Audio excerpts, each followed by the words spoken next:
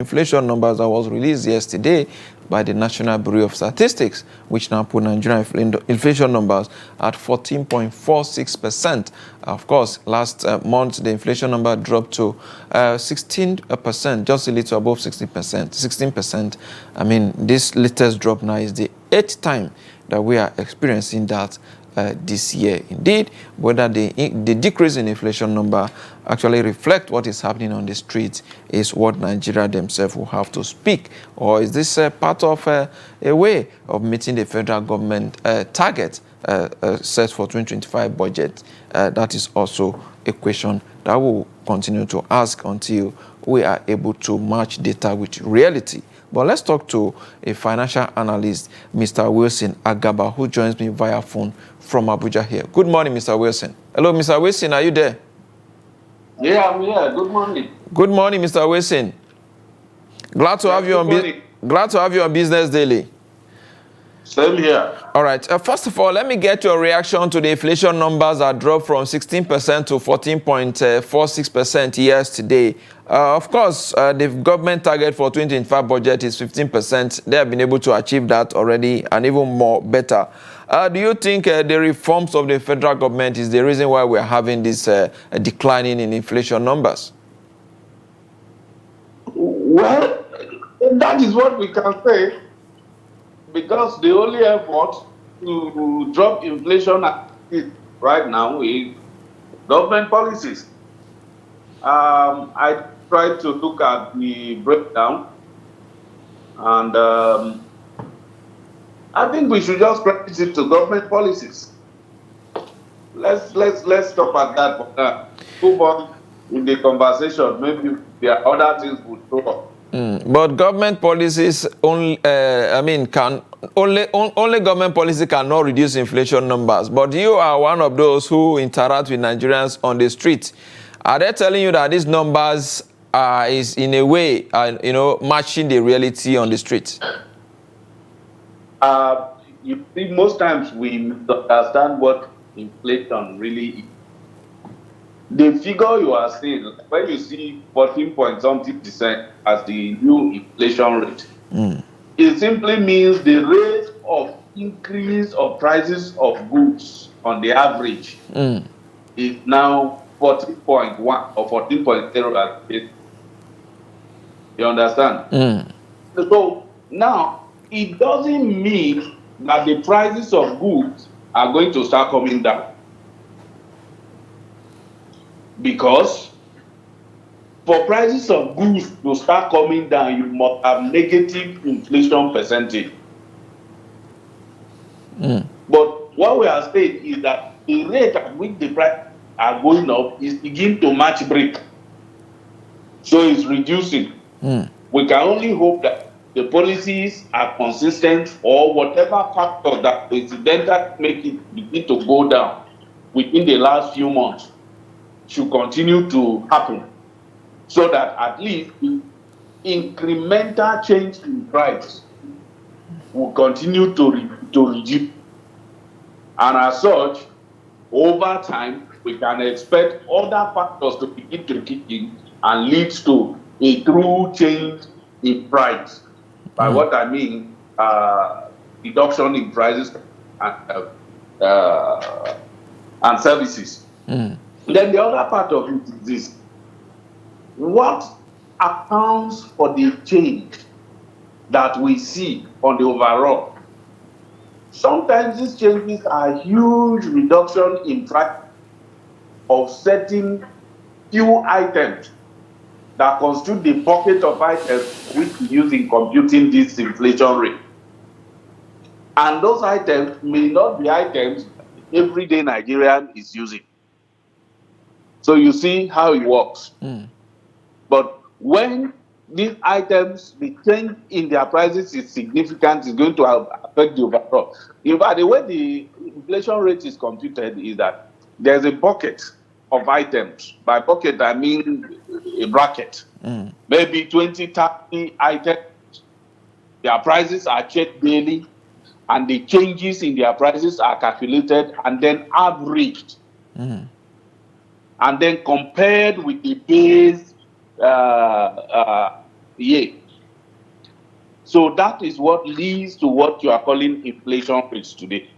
So you can see the calculation is enormous. So sometimes what created the decrease may not be what you and I like. All right. But because there's a decrease in some items, there must be a decrease in the overall inflation. So that's how it works. So I want you to understand that even though there is this decrease, you may not see it on the street. Because the inflation itself does not really change the price of goods and services. Mr. Wilson, if yes. the decrease is not affecting what we have on the streets, how does NBS compute their data? Because many of them have to go to the market to check prices of commodities to get some of these numbers. So is it in a way now, or is it safe to say that NBS is giving us statistics that are not, in reality with what is on ground, like I did ask earlier? Now, I just explained how it is computed. And I think I made mention of some few these things. Few items. Yes, few items.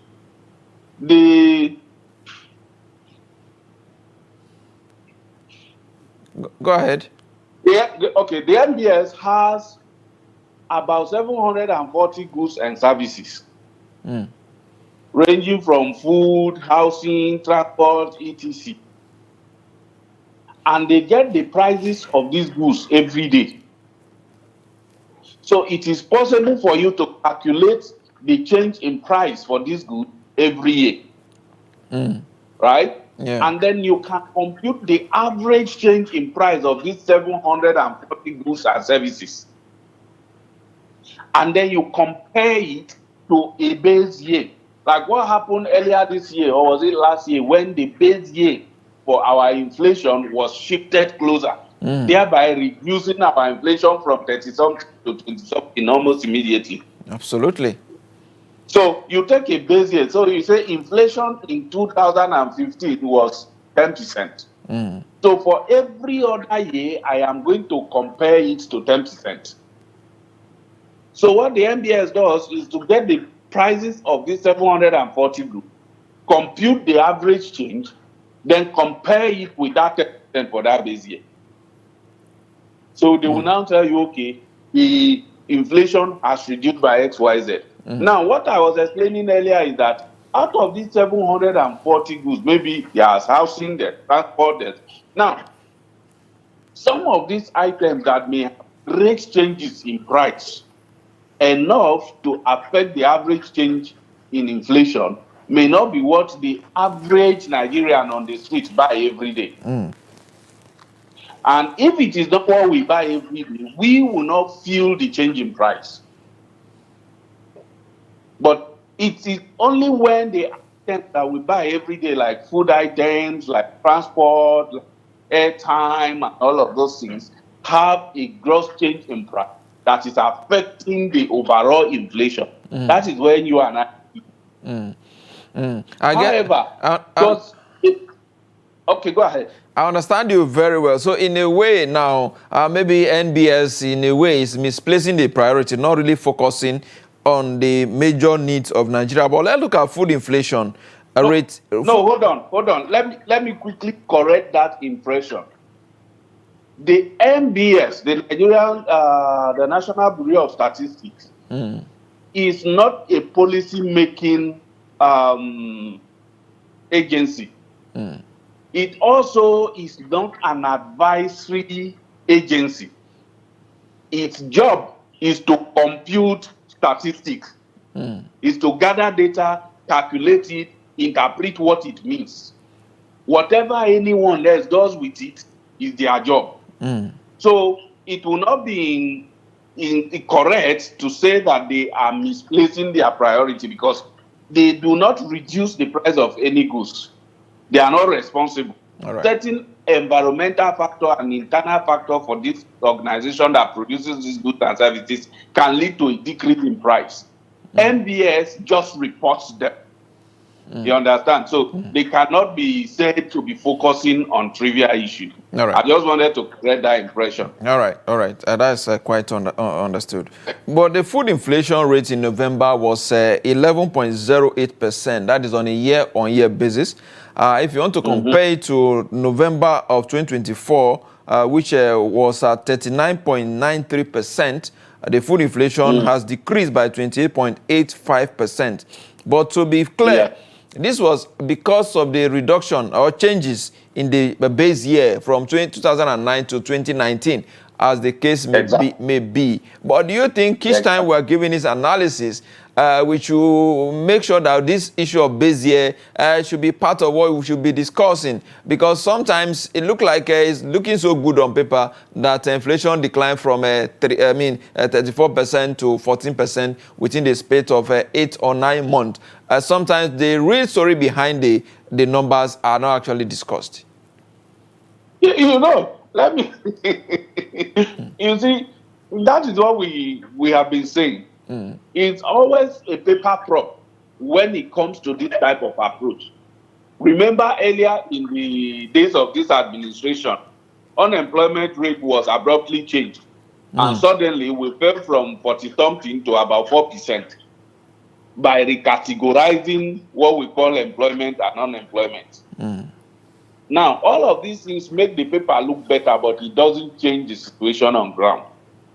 And for those of us who are researchers, if I am going to do maybe check the impact of microeconomic policies on any other variable, as I am gathering my inflation rate from all the other year on to say 2024, when the base year was changed, I will account for the change in base year by moving back the base year to where it was and recalculating the actual inflation, so that there will not be outlier. So that when I run my analysis, it will represent the true picture. So, but if I run an analysis today and use whatever it was before, but just came to 2024 and abruptly, adopt what is on ground, the outcome of my analysis is going to be unreliable. Absolutely. So I agree with you when you say that these things, when we have this conversation, we should account for the change in base year, because its fraction is simple mathematics. For any fraction, once you increase the denominator, the result becomes smaller. And that is what you do when you move the base year closer for an inflation rate that have been going up continuously. Absolutely. You understand? So that's what the administration did. That, for me, was being clever by half. I don't know what they expected it to do. Maybe they hope that by doing it like that, it will create an impression that the economy is doing well and thereby attract investment. But investors don't depend, the real investors don't depend on this kind of facade. They actually do deep into the data to see what is there. Is there? Absolutely. And it is also bad when investors begin to discover that you put out figure to deceive them. So when you are even putting out the real figure, investors are going to be questioning it and asking other people to do more due diligence before they believe in what you have put out. Absolutely. So for me, it's not very wise. I hope economists out there can help us understand why it was a good decision. It's because it does look like government is in a way playing prank on the people. Exactly. But that's how someone me sees it. But let's I might be wrong. Exactly. But let's look at factors that are actually responsible for the numbers that we are having. Because on a month-on-month basis, food inflation rate in November was 1.13%. That is an increase of 1.5%. Up by 1.5% compared to what we had in October, 0.37%. And now they are attributing the increase now to the rate of increase in the average prices of tomatoes. Talking about dry tomatoes now, cassava tuber, periwinkle, that is the shelled one, the granite pepper, eggs, crayfish, melon, egusi unshelled, and of course onions as we're talking about fresh onions. These are items that Nigeria themselves consume regularly. Do you think this selection is enough for us to base these numbers? We're not seeing bread here. We're not seeing rice. We're not seeing yam. We're not seeing beans and other consumables here. Well, they just told you the ones whose prices significantly caught an increase in the average inflation of food. It doesn't mean that these other ones you mentioned didn't have increase in prices. If they do, it is not significant enough to contribute to the increase in the inflation. So in statistics, the word significant is very important for us. Is it big enough to make any difference? If it doesn't make any difference, we won't add it. So, but if you look at the item they listed, egusi, tomato, dry cassava, and all of those things, you notice that those are things that we usually buy in bulk this time of the year. For those of us from the middle belt and those in the southern part, they buy onions, tomatoes in baskets because Christmas is coming. They buy all of these things you mentioned to prepare for Christmas. So, and it will follow the simple law of demand and supply. As demand increases, price is bound to increase. And remember also that the banditry issue and kidnapping and all of those things also affected the farming season. So we may not also have enough supply as against recent years. So that will also lead to an increase. So I think that those items to some extent represent a true picture of what I can do where I sit.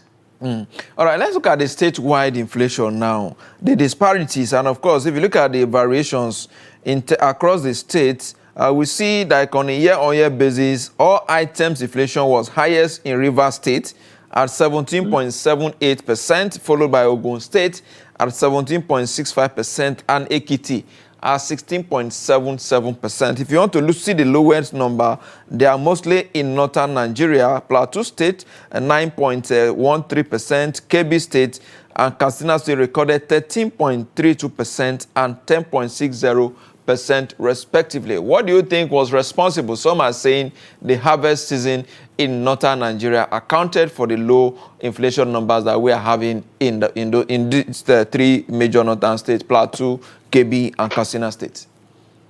Okay. So this statewide statistic you reeled out is for food inflation or for general inflation? For food inflation. All right. For food inflation, you can see that these items we mentioned, tomato, onions, a bit of cassava has happened in the middle belt here. Cassava tuber, yeah. And the likes of melon, grounded pepper, sorghum, millet, pepper. All of these things are farmed in the north. So the distance from where they are cultivated to where they are consumed in the north is far more shorter. But when you begin to move them into the southern part of the country, the cost of transportation begin to add to it. Not only are you paying the transport of the vehicle that is moving it, all the roadblocks and the taxes collected both legally and illegally on the road adds to the price eventually when it gets to its destination. So imagine getting any of these items from, say, Kaduna to Ogun State or Port Harcourt and compare it with getting it from Kaduna to Kano, Kebbi, Katsina, any of these states. So for the northern states, it's only a stone's throw. But when you are going down south, you see more of those roadblocks. And for those of us who may have traveled the northern roads, apart from this banditry and the rest of it, you see less of these illegal tax collectors blocking the road and collecting money from produce transporters. But as you go downside, you see more of that. Then another issue is capability to pay. When you go downside, the income level tend to increase more than what you have in the north. Per capita income tend to increase as you move down north. And by basic principle of economy, the person who has more tends to be willing to pay more. So these are other factors that we can allude to, although not confirm until we begin to run the analysis and to see the hard facts. So, but I think these are some of the issues that we can look at around. What is your prediction for the month of December? Because some analysts are already saying that we might have an increase because it's a festive period. A lot of people are buying food. The demand for food items is going to be very high, thereby increasing the price. Of course, when there is demand for a particular commodity, they tend to be the price tend to move somehow upward. Do you see that happening in the month of December? Yes. I think that when the result for December's inflation comes out is going to be a bit higher, especially for food, because if you notice, this is one of the first Decembers we are not. Anyway, for some time we have had it, but this December we are now having a lot of transportation issue. There's no fuel queue. There's even rumors that we might have a reduction in pump price of fuel very soon. Mr. Wilson, don't you think it's because people are not traveling? The insecurity, the roads are not safe.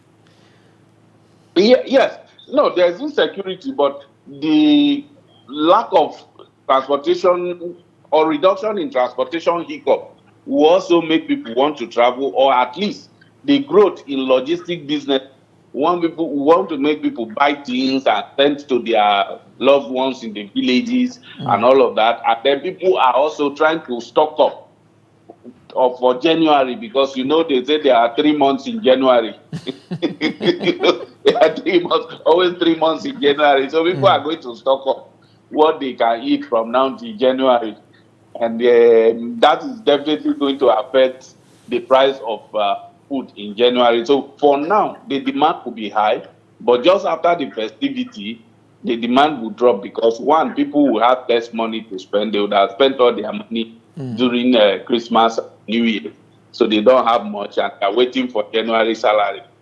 And people also have bought a lot of things in their houses. So, but now they are not looking for to buy things from the market. And some of them who will travel will come back with some produce from their villages.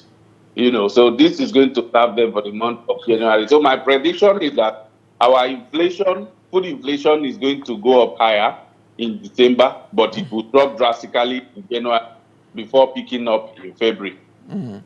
Indeed. Before we go, I want to ask you these questions now with regards to the federal government revenue target. There was a report yesterday that Nigerian government revenue shortfall has increased to 30 trillion naira there. It's more like giving a concern now about having the 2026 budget. But in the month of August, talking about a few months ago, the federal government did say that they have met the revenue target for the year 2025. This statement somehow seems contradicting. How can we say we've met target in August and just a few more down the line, we are saying we are still having shortfall of 30 trillion naira. The projection for the year was 40 trillion. According to the federal government, we have achieved 10 trillion naira. So 30 trillion naira shortfall is a very huge gap. First, I would have loved to hear the complete context of that statement. Assuming they are saying, okay, for the year 2026, for the budget we are proposing, we are short of revenue projection to the tune of 30 trillion. I can understand that because your budget is a projection of the expenses you wish to make, and then the revenue you are going to generate, and how you are going to raise the extra fund, to take care of the expenses. But in this situation, if that statement was not made with reference to the 2026 budget, then it is contradictory, like you said. But if it is made with respect to the 2026 budget, then I can understand.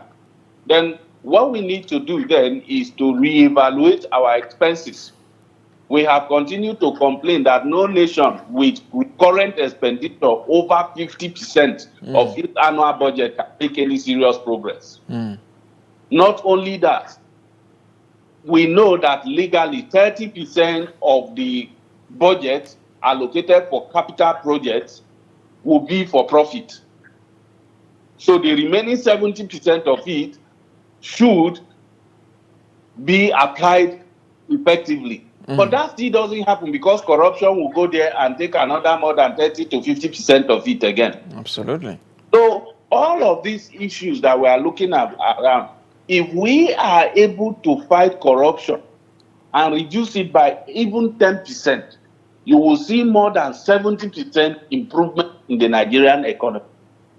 And I do not know why it is very difficult for the government to talk about the Unexplained Wealth Act, an act that will flip the situation and put the burden of proof of wealth on the person who claims to have the wealth. Exactly. Because the reason the corruption fight fail all the time is he who alleges has to prove. To prove. So I say, Yusuf, you have 10 billion and it's an illegal money. I have to prove that you earn it illegally. If I cannot prove, you keep the money. But what if we flip it and we say, so if you have 10 billion, come on, it's your job to prove that it is not an illegal money. Show us how you earned it. If you cannot show us, we seize the money, we jail you. It becomes very easy to fight corruption. Absolutely. But why government, why the legislators, why the executive, and why the judiciary are not pursuing this cause is what I do not understand. Indeed. So if we are able to fight corruption, reduce it drastically, all of this issue of revenue shortfall and the rest will not arise. You see our revenue being collected by illegal or sometimes non-state actors. How much of that revenue gets to the government? You know, so there are a lot of bodies that need to be checked. A lot. Government of favor to those who support me and all of that. So why would we not have shortage? Indeed. Bogus expenditure by government officials. Absolutely. Absolutely. Thank you so much, Mr. Wilson. I recall a few years ago when Professor Patrice Lumumba was speaking to members of the National Assembly. He did say that if you make a law in Nigeria, that before you build a house as a public servant, you must show us the source of your wealth. He did say that those who build their mansions, their numbers will be reduced by 99%. That is exactly what you have emphasized. Thank you so much, Wilson Agaba, Wilson Financial Analyst. We appreciate your time on Business Daily today. Thank you very much for having me. We appreciate it. With that, it's a wrap on this show today. We'll be back again tomorrow. I am Yusuf Akubu.